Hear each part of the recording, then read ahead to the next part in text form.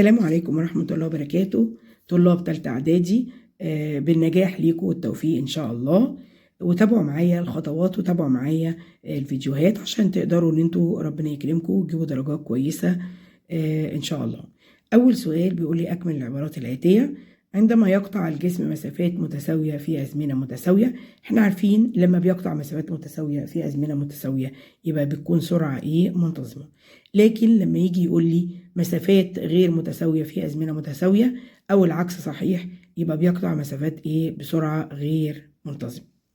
سؤال رقم 2، يؤدي عيب مين إلى خلف الشبكية؟ خلف احنا قلنا يعني يعني حاجة بعيدة، يبقى ده طول طول النظر.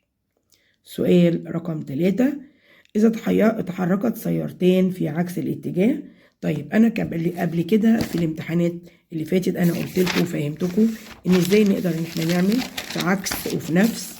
بصوا قانون سهل جدا، هكتب فيه عكس الاتجاه ونفس الاتجاه. في عكس الاتجاه إن السرعة النسبية بتكون زائد والسرعة الفعلية هي اللي بتكون ناقص. أما في نفس الاتجاه بتكون السرعة النسبية هي اللي ناقص والسرعة الفعلية هي اللي زائد. يبقى هتكون الإجابة احنا عندنا 100 زائد 100 هتساوي 200 كيلومتر في الساعة. تمام، ده السؤال رقم 3. إذا كانت الزاوية المحصورة بين الشعاع الضوئي الساقط والشعاع الضوئي المنعكس 120، فإن زاوية السقوط هتساوي كام؟ طبعا 120 يبقى بنقسم 120 على الاتنين هتديني 60، يبقى هقول له زاوية السقوط هتساوي 60 وزاوية الانعكاس هتساوي 60. السؤال اللي بعده، صوب ما تحته خط. تتكاثر أو تتكون الجراثيم في فطر عفن الخبز داخل أكياس خاصة تسمى وإحنا قلنا قبل كده إن بتسمى الحوافظ الجرثومية. يبقى الكيس اللي هو بيتسمى اسمها الحوافظ الجرثومية، يبقى الحافظة الجرثومية. تمام. سؤال رقم 2، توضع العدسات اللاصقة مباشرة على على قرنية العين عشان تقدر تصحح الأبصار. رقم 3، عملية مين بيتم فيها اندماج مشيج مذكر مع مشيج مؤنث عشان يكون الزيجوت؟ طبعا عملية الإخصاب هي اللي بتقدر إن هي تندمج المشيج المذكر مع المشيج المؤنث. السؤال رقم 4 بيقول لي العدسة وسط شفاف. طبعا احنا عارفين طالما عدسة يبقى وسط شفاف كاسر مش عاكس. وطالما جينا عند العدسة، تعالوا نشوف لما يجي يقول لي ان العدسة، يجي يقول لنا كده العدسة لها سطحين كريان علشان هي ليها ليها 2 مركز لانها لها مركزين. يبقى اول عكس يجي يقول لك ليه العدسة لها مركزين، اقول له لان لها سطحان كريان. طب يجي يقول لك المرآة لها مركز واحد، اقول له لان لها سطح كري واحد. تمام. سؤال رقم د. سؤال رقم ج بيقول لي الشكل المقابل بيمثل حركة جسم من النقطة ألف، ماشي، نصف قطرها على محيط الدايرة. ماشي، قال لي نصف قطرها 25 سنتي. قال لي احسب إزاحة الجسم عندما يتحرك بنصف دورة حتى يصل إلى النقطة ب ودورة كاملة حتى يعود. طب احنا قلنا قبل كده لما يجي يكون الجسم في دورة كاملة يبقى الإزاحة هتساوي 0. واحنا مغمضين كده ليه؟ لأن هو رجع تاني من نقطة البداية إلى نقطة النهاية تاني، يبقى كده الإزاحة بتساوي 0. طب في حالة نصف دورة، قال لي في حالة نصف دورة بيكون الإزاحة بتساوي 2 نق.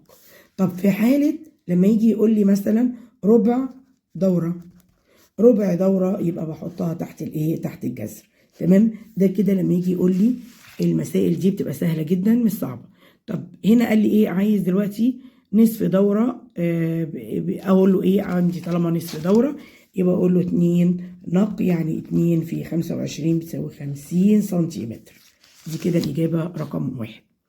إجابة رقم 2 دورة كاملة بيعود للنقطة ألف تاني، هقول له لأن يبقى كده بيساوي إيه؟ صفر، يبقى الإزاحة بتاعتها بتساوي صفر. السؤال رقم 2 ضع علامة صح أو إيه أو خطأ. قال لي بتتفق الإزاحة مع الإيه؟ مع السرعة. ده بالتملي السؤال ده بيجي لنا كتير في الامتحانات، يجي يقول لك ليه بتتفق المسافة أو الإزاحة مع إيه؟ السرعة المتجهة في الاتجاه وتختلف في وحدة الإيه؟ القياس. طبعا الإجابة بتكون إيه؟ صحيحة. بينتج عن الانقسام الميتوزي خليتين تحتوي كل منها على نصف كروموسومات الإيه؟ الأم. طبعا إيه؟ غلط، ما بتبقاش نصف، بتكون إيه؟ قال لي بتكون نفس كروموسومات الإيه؟ الأم، لأن الانقسام الميتوزي بيكون نفس، أما الانقسام الميوزي هو الإيه؟ نصف المادة الوراثية للكائن الحي. طيب يمكن تحديد مقدار سرعة الجسم مباشرة باستخدام عداد السرعة. طبعا صح، وقلنا قبل كده في امتحان قبل كده كانوا جايبين لي ايه؟ البوصلة. طبعا بتبقى البوصلة غلط، لكن عداد السرعة هو اللي بيقيس السرعة بتاعت السيارة. النسل الناتج من التكاثر الجنسي بيحافظ على التركيب اللي هو ايه؟ الوراثة الكائن ايه؟ الحي. طبعا ايه؟ غلط، ما بيحافظش عليه. طيب عندي استخرج الكلمة او العبارة الخطأ. وعندي قصر نظر، عندي نقص قطر كرة العين، عندي كمان زيادة قطر كرة العين، عندي صغر البعد الإيه. طب مين المختلف هنا؟ عندي المختلف نقص قطر كرة العين، لأن عندي قصر النظر مع زيادة مع صغر البعد. طيب السؤال اللي بعده، المجرات والشمس والكواكب والأقمار. طبعا الإيه المختلف عندنا الإيه؟ المجرات، لأن الشمس والكواكب والأقمار دي كده اللي هي إيه؟ المجموعة الشمسية بتيجي مع إيه؟ بتلف معاها الكواكب والإيه؟ الكواكب بتلف حول الإيه؟ أو الأقمار بتلف حول الكواكب. طيب السؤال اللي بعده، بتستخدم في الأفران الشمسية، ولا تستخدم في التلسكوب، ولا تستخدم في المصابيح الأمامية للإيه؟ للسيارة، ولا توضع على يمين ويسار قائد الإيه؟ السيارة. احنا من كده بنتكلم عن العدسة الإيه؟ المرآة المحدبة. طبعا اللي هتكون مختلفة اللي هي مين؟ توضع على يمين ويسار الإيه؟ السيارة، لأن توضع على يمين ويسار السيارة دي كده الإيه؟ المرآة المحدبة.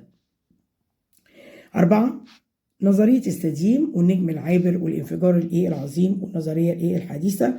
طبعا الإيه؟ المختلفة هتكون الإيه؟ الانفجار العظيم، لأن الثلاث نظريات دول هم دول اللي إيه؟ اللي آخر نظريات.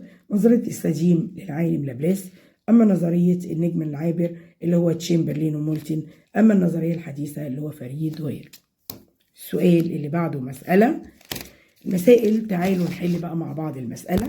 قال لي إيه؟ سيارة تحركت سيارة من السكون فوصلت سرعتها ل 25 خلال 10 ثواني. احسب الإيه؟ العجلة. السؤال ده من الأسئلة السهلة جدا، مش معقدة ولا حاجة. جايب لي دلوقتي دلتا عين وجيم وزين. قلنا أول حاجة عين واحد من السكون يبقى بصفر، عين 2 قال لي ب25، قال لي الزمن ب10 ثواني. يبقى نقدر إن احنا نحل المسألة. يبقى هو عايز مين؟ الجيم.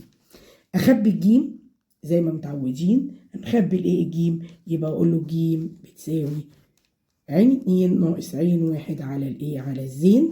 عين 2 ب25 ناقص الصفر على 10 هتطلع 2.5 متر لكل ثانية تربيع. دي كده المسألة سهلة وبسيطة ما فيهاش أي تعقيد. اكتب المصطلح العلمي.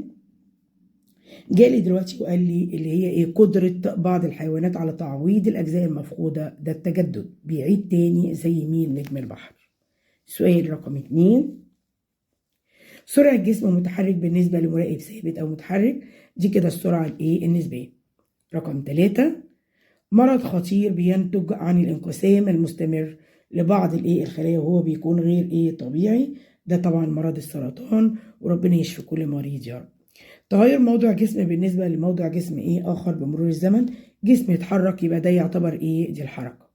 السؤال رقم ب، اختر الإجابة الصحيحة. إذا كان عدد كروموسومات في خلية كبد كائن 32 كروموسوم، فإن عدد الكروموسومات في المشيج المذكر له كام؟ طبعا عدد الايه؟ الكروموسومات اللي في المشيج الايه؟ المذكر هيساوي 16. ليه 16؟ لأن هي نصف الكروموسومات الموجودة في الايه؟ في الخلية. ليه نصف؟ لان قال لي ده مشيج، واحنا قلنا ان الامشاج بيبقى انقسام ميوزي، والانقسام الميوزي بيكون ايه اهو، الانقسام الميوزي بيكون نصف عدد كروموسومات الام. اما عند الانقسام الميتوزي، الانقسام الميتوزي بيبقى نفس عدد الايه كروموسومات، يعني نفس عدد الايه كروموسومات، مش عايزين نتلخبط فيها. وعندنا الانقسام الميوزي برضو بيكون 4 خلايا، اما الانقسام الميتوزي بيكون خليتين. طيب بيقطع سباح حمام سباحة طوله 90 متر ذهابا وإيابا في دقيقة واحدة، فإن السرعة المتوسطة لهذا السباح بتساوي كام متر كل ثانية؟ قال لي ذهاب وإياب. تعالوا نحلها بقى مع بعض. قال لي ذهاب وإياب يعني 90 زائد 90، لأن هو راح ورجع تاني، على على ال60. ال60 جت منين؟ لأن قال لي دقيقة واحدة، والدقيقة الواحدة فيها 60 ثانية عشان نحولها. يبقى عندي 90 و90 100 180. 180 على 60، هنطير الصفر ده مع الصفر ده، 18 على على 6 فيها 3، يبقى اقول له 3 متر كل ثانية. يبقى الإجابة هتكون رقم ج. سؤال رقم 3. بيتم التكاثر الخضري في النباتات دون الحاجة إلى بذور. قلناها كذا مرة إن التكاثر الخضري ما بيحتاجش أي بذور. الشكل رقم 4 قال لي بيوضح الشكل رقم 4 عندي بيمثل حالة جسم جسم ساكن. وكنا قلناها برضو في الامتحان اللي فات، قلنا ان رقم ألف هو ده الجسم الساكن. ليه؟ لان عندي مسافة وعندي وعندي زمن، يبقى ده جسم ساكن. لكن هنا دي هتكون سرعة سرعة منتظمة، ودي هتكون العجلة، وهنا هتكون برضو العجلة المنتظمة الموجبة. تمام؟ يبقى عندي السؤال الإجابة بتاعته هتكون رقم 1، ده الجسم الساكن. علل الجسم الموضوع عند عند بؤرة بيكون بيكون بؤرة عدسة محدبة لا تتكون له صورة. طبعا ليه ما بتكونش صورة؟ لأن بتنفذ إلى ما لا نهاية. قولوا لأنها تنفذ إلى ما لا نهاية، عشان كده اللي بيحصل ما بتكونش صورة. ده السؤال رقم علل. يبقى تاني السؤال علل، واقول له لانها تنفذ الى ما لا نهايه. السؤال اللي بعديه قارن بين العجله السالبه والعجله الموجبه من حيث العلاقه بين السرعه النهائيه والسرعه الابتدائيه. طبعا السؤال ده سهل جدا. اول حاجه العجله السالبه بتكون ان السرعه النهائيه اقل من السرعه الابتدائيه، اما العجله الموجبه بتكون السرعه الابتدائيه اللي هي السرعه النهائيه اكبر من السرعه الابتدائيه، عشان كده بتكون موجبه وهنا بتكون سالبه. طب عرف الكون. اول حاجه احنا عارفين ان الكون هو الفضاء الواسع اللي بيضم المجرات وبيضم المجرات والنجوم والكواكب والاقمار والكائنات الحيه. اما عندي المجره هي وحده بناء الكون. يبقى لما يجي يقول لي هي المجره اقول له وحده بناء الكون. تمام؟ او مجموعه من من النجوم، او مجموعه كبيره من من النجوم. اللي بعده قال لي قارن بين نظريه استاديم والنجم العابر. نظريه استاديم قلنا العالم لابلاس، اما النجم العابر اللي هو تشامبرلين ومولتن، او جاب لي النظريه الحديثه اللي هو طبعا اللي هو فريد هويل. قال لي قارن بين نوع الكميه الزمن والقوه. طبعا الزمن كميه قياسيه، اما القوه كميه متجهه. ده كده المقارنه سهله جدا. انا عايزاكم ان انتوا تقدروا تفهموا، اهم حاجه تفهموا وتستوعبوا الشرح اللي انا بشرحه لكم عشان تقدروا تقفلوا ان شاء الله في الامتحانات. عندنا هنا بيقول لي قال لي ديت الصوره بتدل على فطر الخميره، يبقى لا جنسيا طبعا احنا عارفين ان ده بالتبرعم، اللي هو نجم الخميره بيكون بالتبرعم. السؤال اللي بعده قال لي عندي هنا جايب لي الشعاع المنعكس بينعكس او بيتخذ المسار رقم مين الشعاع اللي هينعكس وياخد مسار رقم رقم 2 هو اللي هينعكس. تمام؟ السؤال رقم 3 في الرسمه جايب لي ينقسم الجزء اكس طوليا في الطور مين. احنا قلنا السنترومير لما بينفصل بيبقى الى 2 في الانفصالي، يبقى هقول له بينقسم فين؟ في الطور الانفصالي. هنا دي عدسه مقعره. نوع البؤره لهذه العدسه البقرة بتكون ايه؟ العدسة طالما ماشيين كلهم متوازيين يبقى نوعها هتكون ايه؟ تقديرية. طيب، واحنا قلنا قبل كده التقديرية اللي لا يمكن استقبالها على حائل، اما الحقيقية يمكن استقبالها على حائل. جاب لي صورة تانية، قال لي وضع جسم أمام مرآة مقعرة، دي المرآة، وجايب لي محطوط عند المركز، واحنا قلنا طالما عند المركز يبقى لازم الجسم هيكون عند المركز برضو، وتكون ايه؟ حقيقية مقلوبة مساوية للجسم. والسؤال ده بيتكرر كتير وسهل جدا جدا. وكده احنا خلصنا الامتحان او المحافظة، محافظة الإسماعيلية، سهلة وبسيطة وما فيهاش أي حاجة. عايزاكم إن انتوا بس تستوعبوا كويس الشرح وتقدروا تحلوا بتركيز، وإن شاء الله ربنا معاكم ويوفقكم جميعا، يوفق جميع كل طلبات تالتة إعدادي. وأقول لكم السلام عليكم ورحمة الله وبركاته.